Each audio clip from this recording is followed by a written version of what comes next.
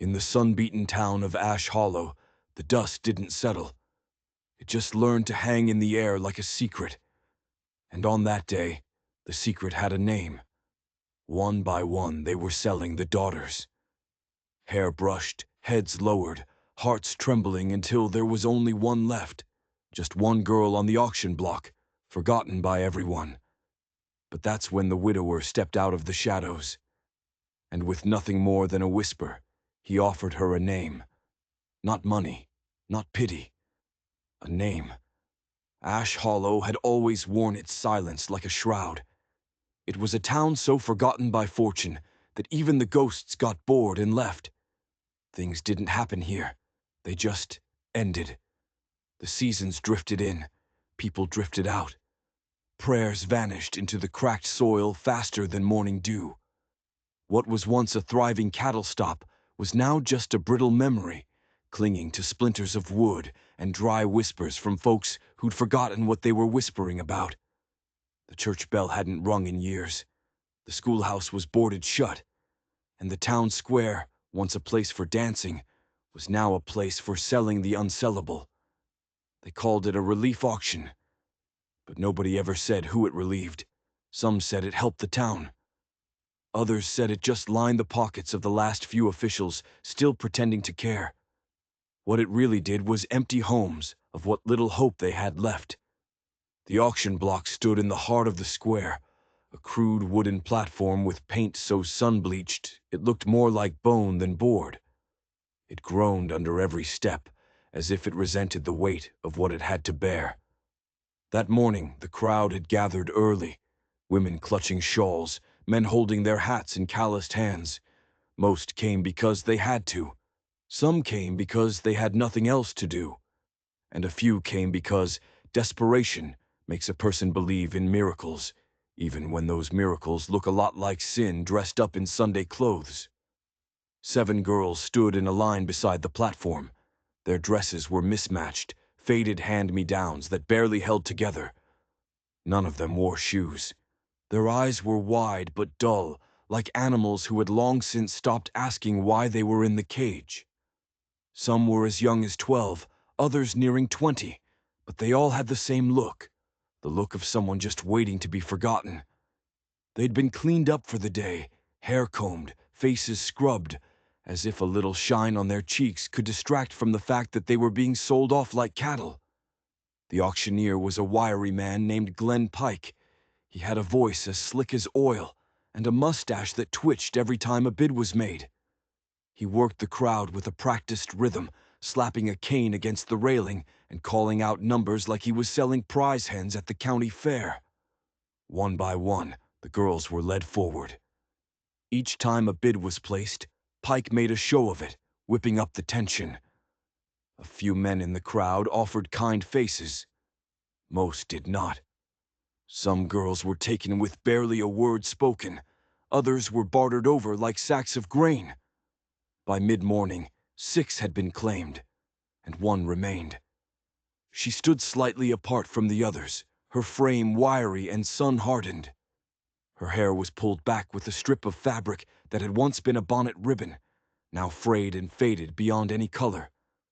Her dress was threadbare, the sleeves too short for her long arms. Her name had never been spoken, at least not by the men running the event. Some in the crowd thought she was a runaway from another town. Others thought she was just one mouth too many at the wrong homestead. But no one really knew. She had arrived weeks earlier in the back of a cart with a broken axle, sitting quietly between 2 sacks of feed. She didn't speak, not once. Not even when the other girls whispered among themselves the night before. She just sat, hands folded, her eyes steady. And when the time came, she walked to the platform without even being called. The crowd began to shift, the energy draining now that the novelty had worn off. Pike looked irritated. He rapped his cane sharply against the wood. "Last one for the day," he called out, his voice thin. "Strong arms, good spine. Won't cost you much. Someone make a fair bid so I can finally eat my lunch, would you?" Silence. People glanced at one another. A few turned to leave. A couple of men who had bid earlier just looked away. The girl didn't flinch. She didn't plead. She just stared straight ahead, as if daring the sun itself to blink first. Pike cleared his throat, annoyed. "Look here. She can work, clean, cook, tend animals. She's a quiet type, real obedient. Who will start the bidding?" That's when they heard the bootsteps. The sound cut through the murmurs like a blade. Slow, heavy, deliberate. Every head in the square turned. From the far end of the square, a man emerged from the dust. His stride was patient, unhurried, but each step rang like a judgment bell. His coat was long, black as burnt charcoal, his shoulders squared beneath its weight. A wide hat brim shaded his eyes, but it wasn't enough to hide the years carved into his face. The sun had tanned him into leather. Grief had etched him into stone. Some in the crowd stiffened. Others muttered and stepped aside instinctively. They knew him. Muriel Haddock. A name that hadn't been spoken aloud in months. Not since his wife died. Not since he buried her up on the North Ridge, beneath the only tree that dared to grow in that godforsaken soil. He hadn't been to town since, hadn't spoken to a soul beyond his own cattle. Some thought he'd gone mad with grief. Others thought he'd just gone to seed. But here he was, and his eyes were locked on the girl. Pike tried to recover his poise. He straightened his collar and tapped his cane again, a little too loudly. "Mr. Haddock," he said, trying for a friendly tone. "Come to buy some stock today, have you?" Muriel didn't answer. He just kept walking. He stopped right at the foot of the platform. The girl didn't move, didn't even blink. It was like the whole world had frozen, waiting to see what he would do. From beneath his long black coat, Muriel pulled something. Not money, not a coin pouch. It was a folded piece of paper.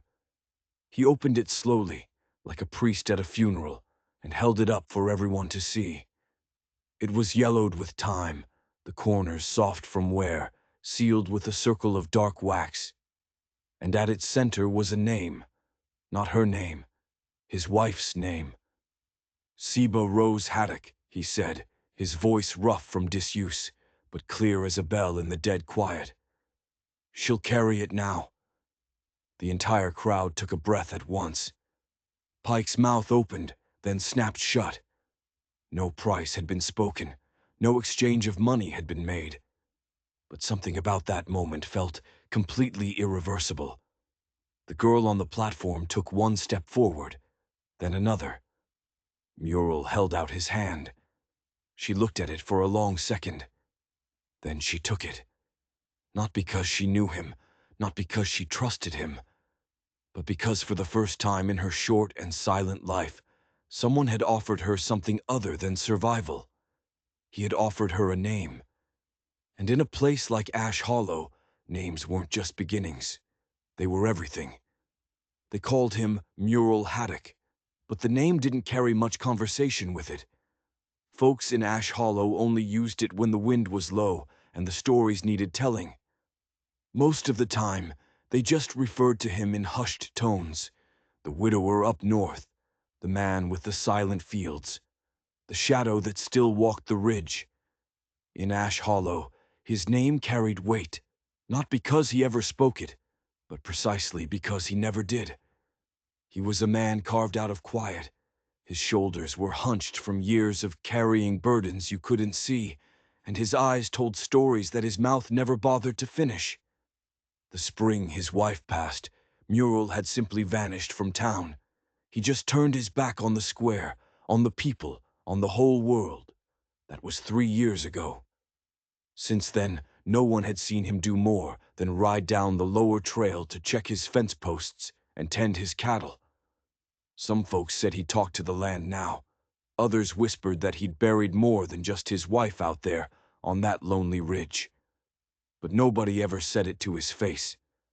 So when the dust parted and he appeared at that auction, in that strange and heavy hour when the 6th girl had been sold and only the last one remained, It was like time itself paused to watch. No one expected him. No one dared to speak. His boots struck the ground with a slow, heavy certainty, kicking up ash and memory with every step. That long black coat, weather-beaten and streaked with trail dust, flapped against his legs like a curtain being drawn back on some old, buried chapter of the town's history.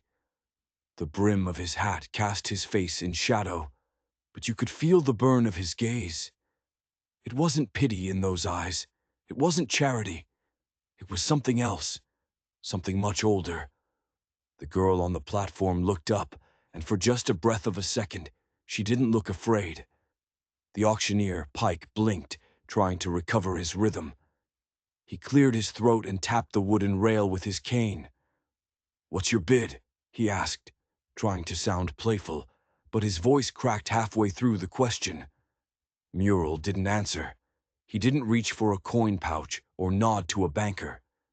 Instead, he stepped forward and slid that folded piece of paper from his coat. A small yellowed square sealed in wax. He held it up in the dead silence, his arm as steady as a drawn gun. The crowd leaned in. The sun glinted off the cracked wax seal. It wasn't money. It wasn't gold. It was a name. "This is her name," Muriel said. His voice was a low rumble. The auctioneer squinted at the parchment. He took it from Muriel's hand and opened it slowly. The script inside was neat, old, familiar to anyone in town who remembered the days before the ridge went quiet. It was a birth certificate.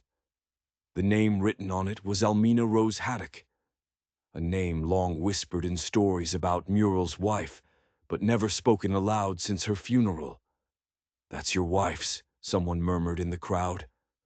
A woman with a bonnet pulled low was shaking her head. "Lord, what's he mean to do?" No one understood. Not really.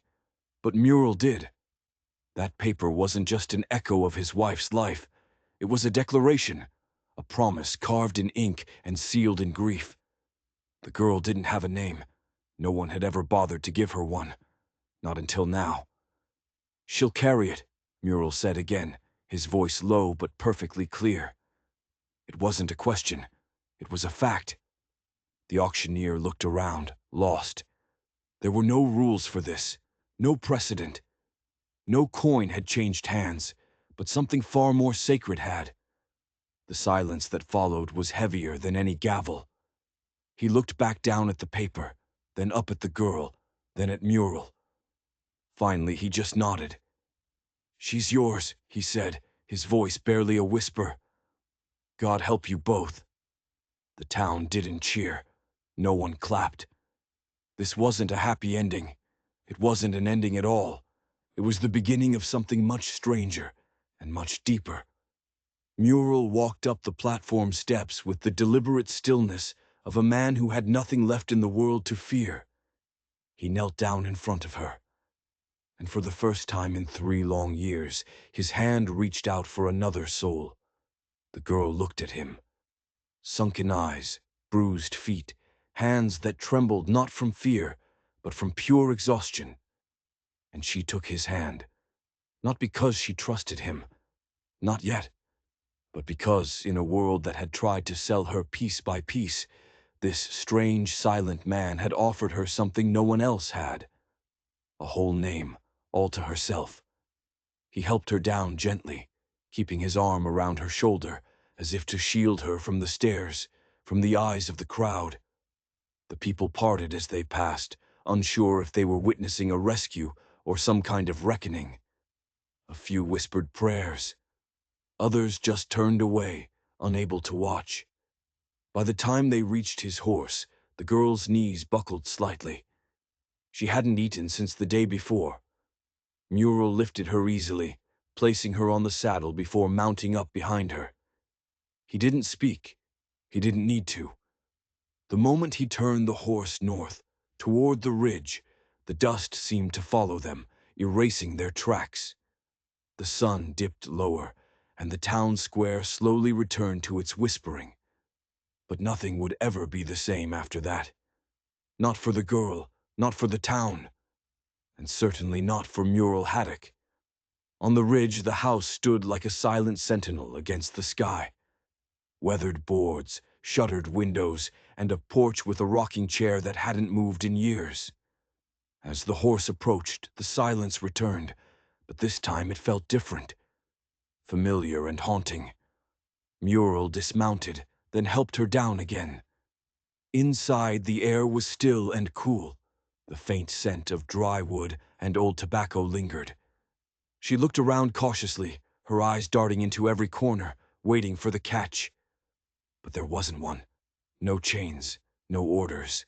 Just a thick blanket folded by the hearth and a place to sit. He offered her water, then bread, then space. "What's your name?" he finally asked, his voice softer in the confines of the house. She didn't answer, because she didn't know. She couldn't remember anyone ever using one for her. He just nodded once, as if he expected that. "Then Almina it is, until you choose another." She stared at him, confused. "You don't have to keep it," he said, turning to look out the window at the setting sun. "You just have to have something of your own." That night she sat by the dying fire while Mural stood on the porch, a dark silhouette against the stars. Neither of them spoke. The stars came out one by one, slow and careful, like children afraid of being seen. And somewhere between the gentle creak of the old rocking chair and the sound of the wind sighing through the pines, the first seed of something different was planted. Not love, not yet, but something that could grow. The silence that fell across the Ash Hollow square after Mural Haddock spoke those words was unlike any other. It wasn't the silence of fear or the silence of mourning. It was the stunned stillness of something sacred brushing right past the mundane. In the eyes of those who lingered, dust sticking to the sweat on their cheeks, the auction had ended. But in truth, something far greater had just begun. The paper he held trembled slightly in the dry wind. Its yellowed edges whispered secrets from a life long past, sealed with wax so old it had cracked in the heat of the sun.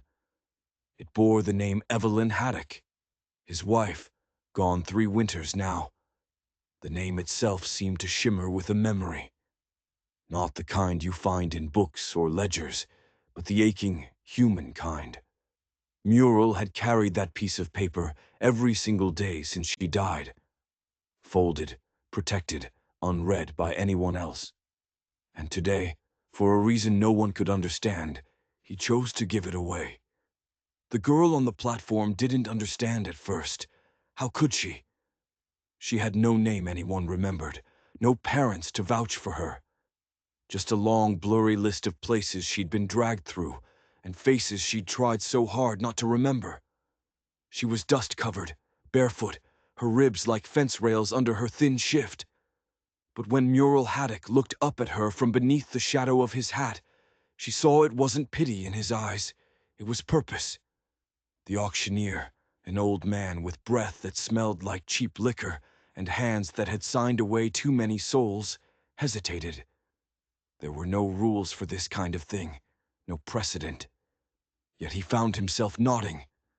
"She's yours," he said, his voice thick with gravel. "God help you both." Mural stepped up the wooden stairs, his boots echoing against the splintered boards. He didn't reach for her arm like she expected him to. He knelt before her instead. Not like a beggar, but like a man offering something he could never, ever take back. "This name," he said softly, holding the slip of paper between them, "was my wife's. She was good, she was kind, and she died before she could give it to a daughter, so if you'll have it, it's yours now." The girl didn't answer right away. She didn't cry. She didn't smile. She just looked down at this stranger, this stone-faced man who spoke in whispers and looked like he hadn't wept in 1,000 years. And then she nodded, just once. He took her hand gently, as if it were made of glass. The townsfolk didn't cheer. They didn't speak. They just watched as Mural led the girl down from the platform, past the empty pens, the unsold crates, and the men who had once thought she was invisible. A name had been given, and with it, something in the very air of Ash Hollow had shifted.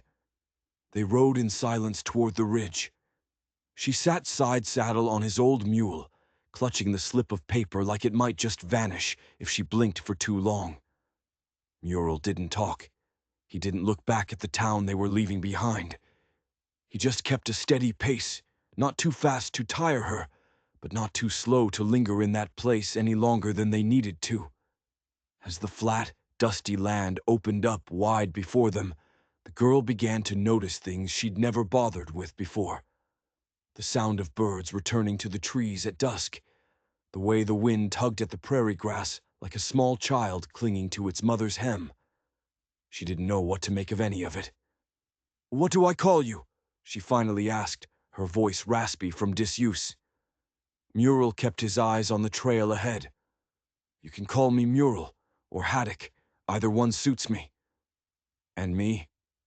He paused for a moment. "You'll figure that out." She glanced down at the paper in her hand again, at the name printed there in careful, looping script. Evelyn Haddock. It felt like something worn smooth from years of kindness. She didn't know how to carry it. Not yet. They arrived at his ranch just before nightfall. It wasn't a grand place.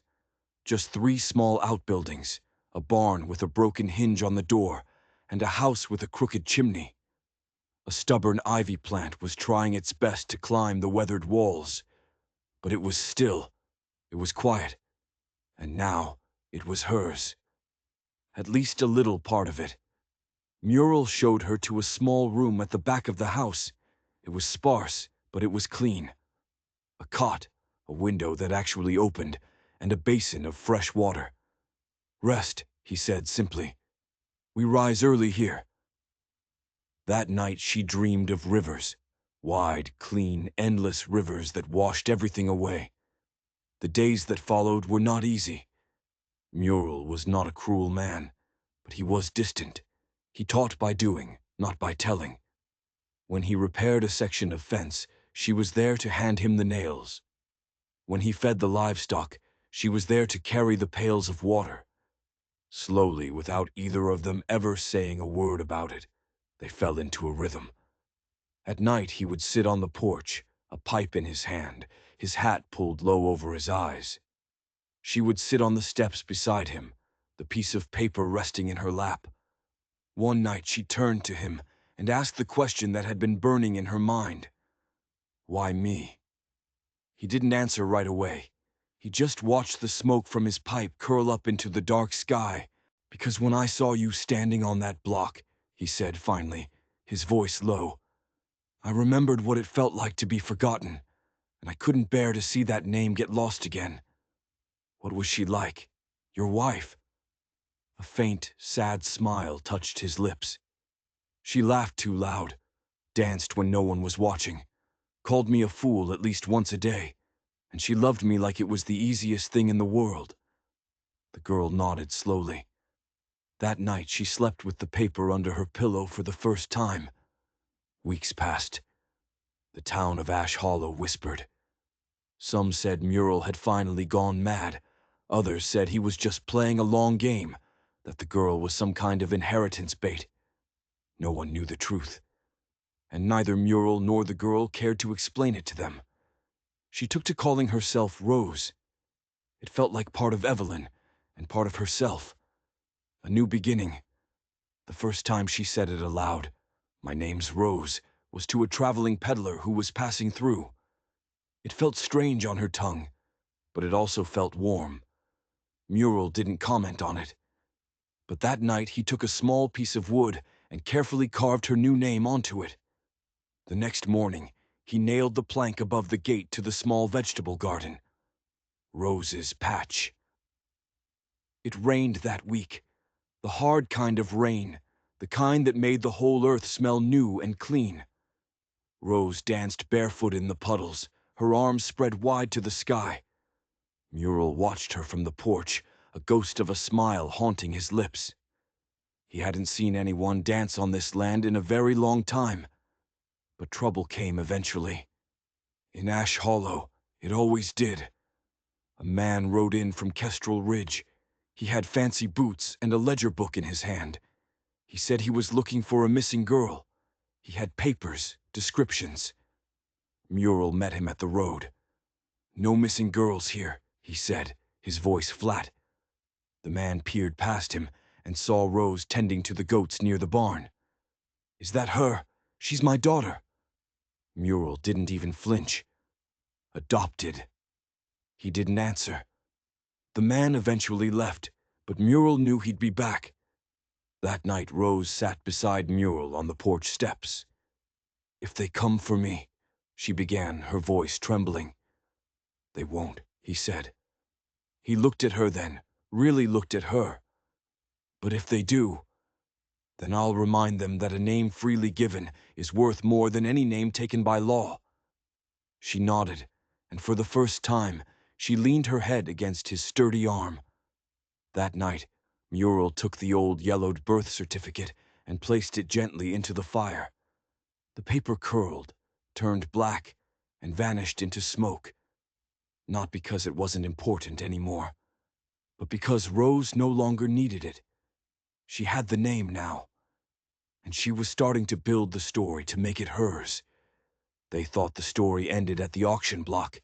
They thought that once the girl stepped down from that wooden platform and into the shadows of Muriel Haddock's long coat, the tale would just settle like dust. But Ash Hollow had a cruel sense of timing, and stories, like rivers, rarely end where you think they do. Up on the ridge, where the wind whispered names long forgotten, the girl learned what it meant to wake up without fear. She scrubbed the old stone hearth until it shone. She fed the cattle in the cold, misty dawn, and she watched the sun rise from behind the far hills.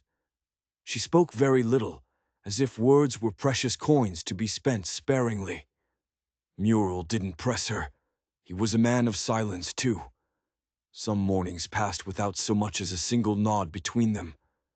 But something bloomed in that quiet. Trust. Slow and steady, like creek water filling a dry bed. He taught her how to ride. His voice was gruff, but his hands were patient as he adjusted the saddle for her. The gelding was skittish at first, but she calmed him with a gentle palm on his neck and a soft, humming tune. Muriel noticed the way she sat a saddle, not like someone who was just learning, but like someone who was remembering. She wasn't just surviving out here. She was reclaiming something she had lost. They planted rows of beans and squash in the patch of earth that lay in the shadow of the barn. She insisted on making the rows neat and straight. She said things grew better when you respected their roots. Muriel didn't argue. He let her tend the soil while he fixed the leaking roof on the barn. The simple rhythm of ranch life wrapped around them like a blanket stitched together from old cloth. Ragged in some places, but warm. Some evenings they would sit on the porch together. He would smoke his pipe. She would braid pieces of twine into intricate shapes, ropes, figures, sometimes even names. One night she looked at him through the rising smoke from his pipe. "Why me?" she asked again. Muriel stared into the fire pit, its coals glowing like half-dead stars in the darkness. "Because you looked like you still had something inside you worth saving." The girl, who now answered to the name Rose, though she still flinched at it sometimes, just nodded. Then she fell quiet again. Then the riders came. There were 3 of them, dust-covered and formal, in a way that felt dangerous. They arrived late, just before dusk, their horses kicking up dry earth that seemed to catch fire in the golden light of the setting sun. Muriel stood at the gate, his hand resting on the wooden latch. Rose stood near the barn door, a garden rake held tight in her hands. "You Muriel Haddock?" one of the riders called out. "Depends who's asking," Muriel replied, his voice calm. The man dismounted, brushing the dust from his fine coat. He held out a leather satchel. "Official records from the Ash Hollow auction. Seems there's a..." Discrepancy. Mural didn't reach for the satchel. She's not for sale anymore. The man ignored his tone. According to this list, the seventh girl, the one with no name listed, was never on the docket. The auctioneer, Glenn Pike, swears he never wrote her down. Says she wasn't even supposed to be there. Mural's eyes narrowed. She stood on that platform same as all the others. A mistake, the man said smoothly. But a dangerous one. That girl, she belonged to someone. Rose's breath caught in her throat. Belonged? Mural's voice dropped to a cold hush. Who? A family out east, a very powerful one. She was taken from them, smuggled out west. She's been missing for over a year. There are reward posters out, and marshals on the trail. You're harboring stolen property, Haddock. Rose took a step forward, but Mural lifted a hand, silencing her without looking back. She's got a name now, Mural said, his voice like grinding stone. And it ain't for sale. The man's smile didn't reach his eyes. Be smart, Haddock. This isn't about what's right or wrong. It's about a claim. If you know what's good for her, you'll hand her over. Let the law sort it out. But Mural didn't move. He didn't even blink. I've buried cattle thieves for less than this. The riders left, but the threat they brought with them didn't. It hung in the air, thick and suffocating. That night Rose didn't sleep, neither did Mural. He sat by the fire, his shotgun resting across his lap, his pipe unlit, just thinking. She stood in the doorway around midnight, a shadow in the dim light. Was it true? Was I someone's? He looked up at her slowly. You still are. You're mine now, unless you say otherwise. She just nodded, tears she hadn't even realized were there finally spilling down her cheeks. The next day, Mural rode into town.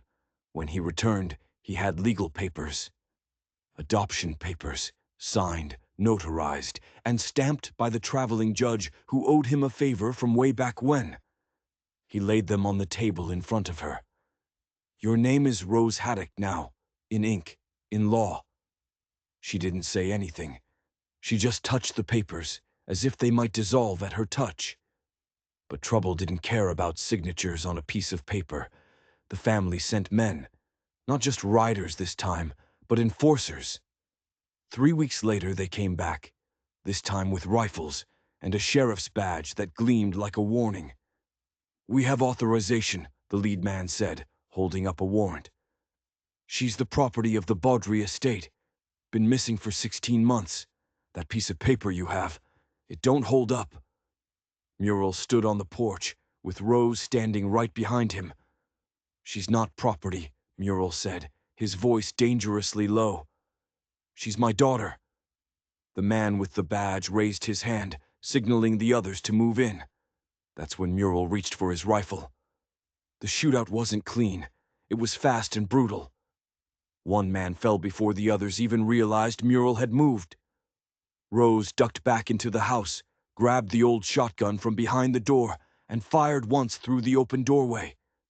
The second man dropped. The third one ran. When the smoke cleared, 2 men lay dead in the yard. The shiny sheriff's badge lay in the dust, gleaming no more. Mural stood on the porch with a long gash on his arm.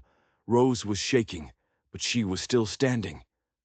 They buried the men at the far edge of the ridge, where nothing grew. The law came again, but this time it was different. The town had heard. They'd seen what happened. And they remembered the girl on the platform, the one no one would claim, the one Mural Haddock had given a name to. So they stood with him. They testified. They wrote letters. They told the real judge what had happened, and what hadn't. In the end, the court ruled in Mural's favor. They said the girl had no legal record east of Ash Hollow. That, as far as the law was concerned, she was an orphan. And that Mural Haddock had done what no one else would. He'd given her a name, a home, and a future. And so, Rose stayed. The town that had once tried to sell her now nodded respectfully when she passed. Children waved to her. The women from town offered her baked goods. Muriel taught her how to mend fence posts, how to balance the books for the ranch, and how to spot a storm coming from miles away. And she taught him how to laugh again, without the weight of guilt. Years later, when Muriel passed away, peacefully in his sleep, it was Rose who inherited the ridge. And when folks would ask her who she was, she'd simply say, "I'm Rose Haddock. My father was a good man." And in Ash Hollow, that meant something. It meant everything. If you enjoyed this story and believe that a name freely given is a powerful thing, don't forget to like and subscribe for more tales from the places forgotten by time.